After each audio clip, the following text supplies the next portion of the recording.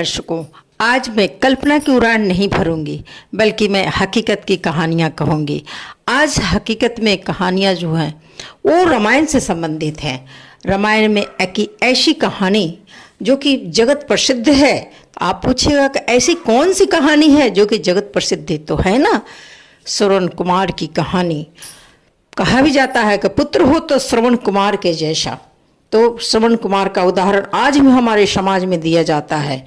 तो आइए हम चलते हैं श्रवण कुमार की कहानी की तरफ, जो कि रामायण में वर्णित है। ये बहुत ही प्रसिद्ध कहानी है।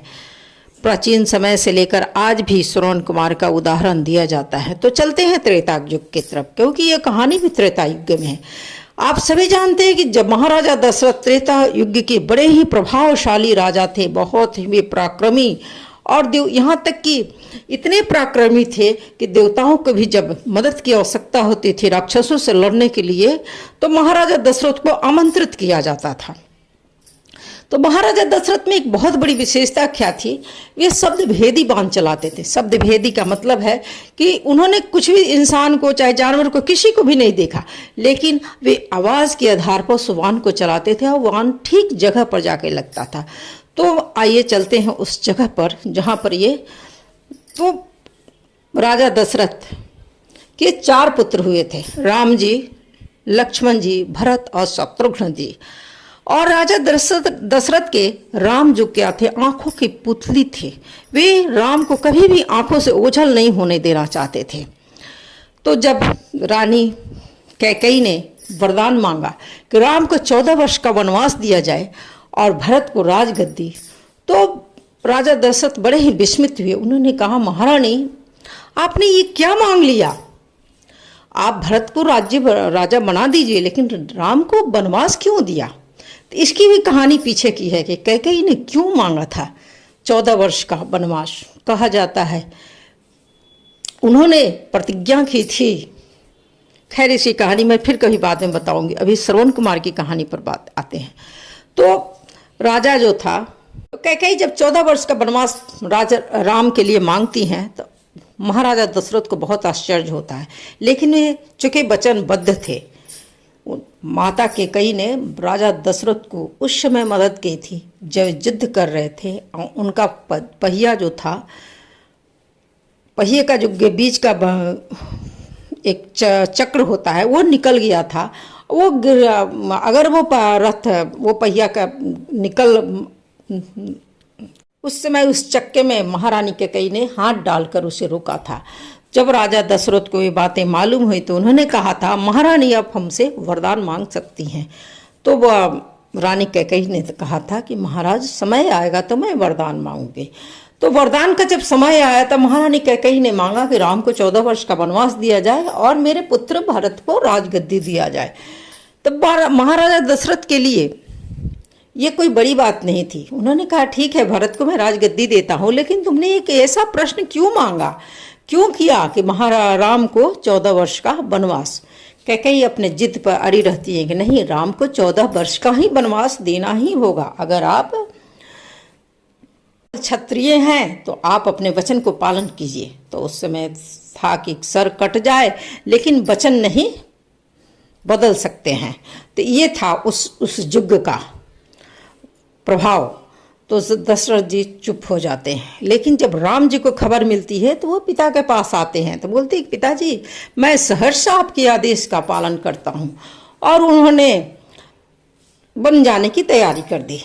जब माता सीता ने सुना तो वे भी तैयार हो गई, और जब लक्ष्मण जी को ने सुना तो वे भी राम जी के साथ बन जाने के लिए तैयार हो गए।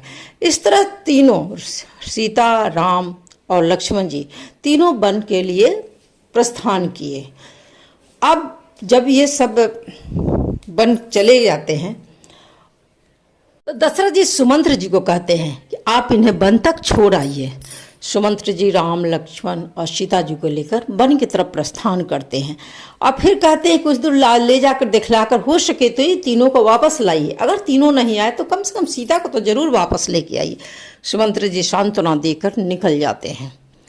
अब इधर दशरथ जी बहुत, उनको एक हल्की आशा है कि शायद सीता आ जाए, शायद राम लक्ष्मण सब वापस आ जाए। लेकिन सुमंत्र जी राम जी, लक्ष्मण जी और सीता जी को वन में पहुंचाकर वे वापस आते हैं। जब दशरथ जी से सामना होता है तो सुमंत्र जी कुछ बोल नहीं पाते हैं। तब वो पूछते हैं कि सुमंत्र बताओ, मेरे राम सीता आ गए क्या? लेकिन कुछ नहीं, सुमंत्र जी नहीं कुछ भी बोल पाते हैं। तब राजा दशरथ बहुत विलाप करते हैं और उस समय उनको याद आता है कि एक तपस्वी श्रवण कुमार की कहानी, और उस समय वे कौशल्या जी को सुनाते हैं कि सुनो, मैं पुत्र वियोग में आज कलप रहा हूँ, ये एक श्राप के कारण हुआ था। वे कहानी बताते हैं, ये कहानी को आप लोग भी सुने। दशरथ जी को शिकार का बड़ा ही शौक था। वे शिकार करते थे भी थे, ये शब्द भेदी वाहन का इस्तेमाल करते थे। तो ये जंगल में एक बार शिकार करने के लिए गए।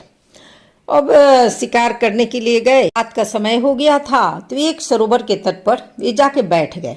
उसी समय घड़ा लेकर सरोवर में श्रवण कुमार जल भरने के लिए आए, लेकिन उन दशरथ जी ने श्रवण कुमार को देखा नहीं। राजा दशरथ जी समझे कि कोई है जानवर जो कि पानी पीने के लिए आया है। जो ही श्रवण कुमार ने घड़े को जल में डुबाया तो उससे आवाज उत्पन्न हुआ। तो दशरथ जी समझे कि कोई जानवर आके पानी पी रहा है। तो उन्होंने उस शब्दों के आधार पर धनुष को से तीर चलाया। अब वो क्या हुआ, सीधे श्रवण कुमार के हृदय में जाके लग गया। और जब धनुष उनके हृदय में जाके लगा तो उनके मुख से चीख निकल गई। जब चीखे तो दशरथ जी समझ गए कि मैंने गलत जगह तीर चला दिया, ये मैंने किसी मनुष्य को पर तीर चला दिया है। और जब निकट गए तो उन्हें बड़ा ही दुख हुआ, क्योंकि श्रवण कुमार वो पानी लेने, अपने माता पिता के पानी की प्यास लगी हुई थी, उनके माता पिता को वो पानी लेने के लिए आए थे। जब श्रवण कुमार देखते हैं कि राजा बहुत दुखित हैं तो कहते हैं, हे राजन, हमारा सोच मत करिए, बल्कि मैं जो कहता हूँ वह कीजिए। मैं श्रवण कुमार हूँ और मेरे माता पिता जो कि तीर्थाटन पर ले जा रहा हूँ, दोनों मेरा इंतजार कर रहे हैं जल के लिए, उन्हें प्यास लगी है। तो ऐसा करिए, आप जाइए, उन्हें जाकर जल पिलाइए, लेकिन कुछ भी मुंह से ना बोलिएगा। तो राजा दशरथ कहते हैं, ठीक है, मैं करता हूँ। उन्हें दशरथ जी को बहुत दुख होता है, लेकिन कुछ कर नहीं सकते थे। उसके बाद श्रवण कुमार जी कहते हैं कि आप ऐसा करिए कि मेरे हृदय में जो तीर लगा हुआ है इसे आप निकाल दीजिए, क्योंकि मेरा प्राण शरीर से निकलना चाहता है। आप इस तीर को जब निकाल दीजिएगा तो मैं इस शरीर से मुक्त हो जाऊंगा।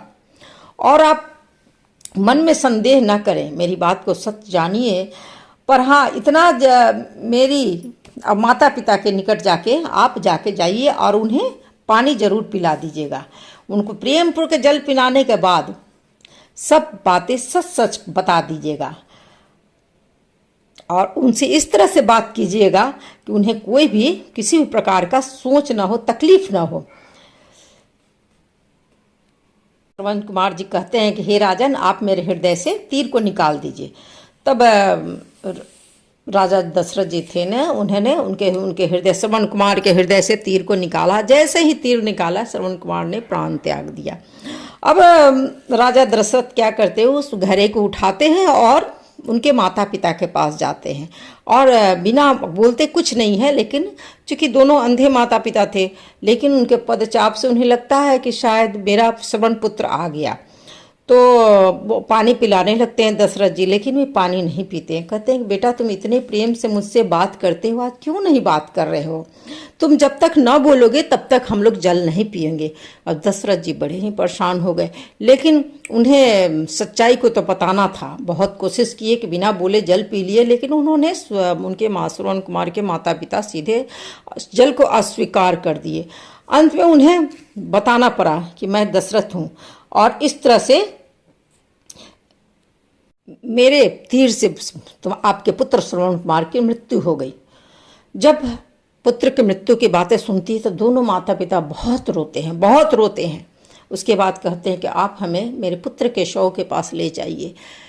दशरथ जी उन दोनों माता पिता को सहारा देकर उनके पुत्र के शव के पास ले जाते हैं। माता गोद में लेकर रोने लगती हैं और कहती हैं कि आप चिता सजा दीजिए। दशरथ जी चिता सजा देते हैं। चिता को ले में क्या करते हैं, उनके माता पिता अपने पुत्र को शव को गोद में लेकर उस चिता में बैठ जाते हैं और उन्होंने यह भी नहीं किया कि इस चिता में आग लगाई। उनके अंदर इतना ज़्यादा तपोबल था, उस तपोबल से उन्होंने अग्नि को प्रकट किया और अपने शरीर को त्याग कर दिए। तो दशरथ जी ये कहानी कौशल्या जी को सुनाते हैं, क्योंकि पुत्र वियोग में, राम के पुत्र वियोग में वे भी बहुत तकलीफ में थे। उन्होंने कहा कि धन्य थे श्रवण कुमार के पुत्र, धन्य थे वे श्रवण कुमार के माता पिता, जिन्होंने पुत्र के वियोग को एक क्षण भी नहीं सहा। मैं कैसा अभागा पिता हूँ, मेरा पुत्र मेरी आंखों से दूर चला गया और मेरे प्राण यहीं अटके हुए हैं। मैंने तो उस समय सोचा था, श्रवण कुमार के माता पिता ने जब मुझे श्राप दिया था कि जिस प्रकार हम अपने पुत्र के वियोग में प्राण को त्याग दे रहे हैं, तुम भी अपने पुत्र के वियोग में प्राण को त्याग दोगे। तो मैंने तो सोचा था कि मेरे तो पुत्र हैं नहीं, तो मैं कहाँ से मुझे ये शाप लगेगा।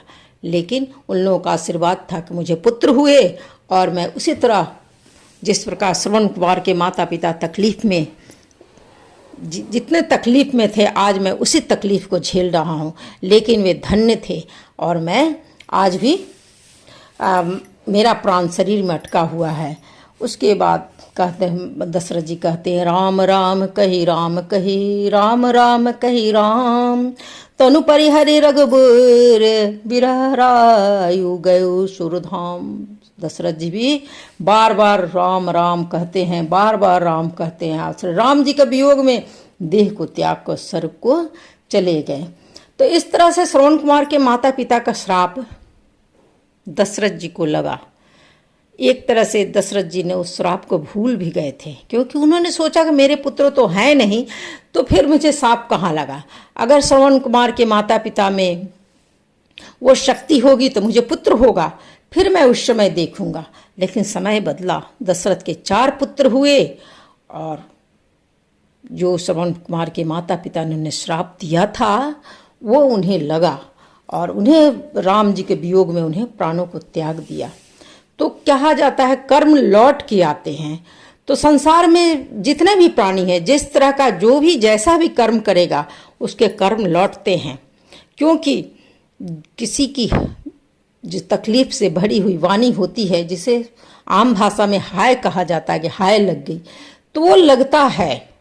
श्रवण कुमार के माता पिता ने बहुत दुखित अवस्था में उनको श्रापा था कि जिस तरह से हम पुत्र वियोग में मर रहे हैं और मेरा पुत्र को तुमने हमसे छीन लिया, वही तुम्हारी भी गति होगी। और ऐसा कहकर उन्होंने प्राण त्यागा था। बोलिए श्यावर रामचंद्र की जय, पवन सुत हनुमान की जय। तो मैं आज की कथा यहीं समाप्त करते होंगे। अगर कथा अच्छी लगे तो लाइक करें, सब्सक्राइब करें।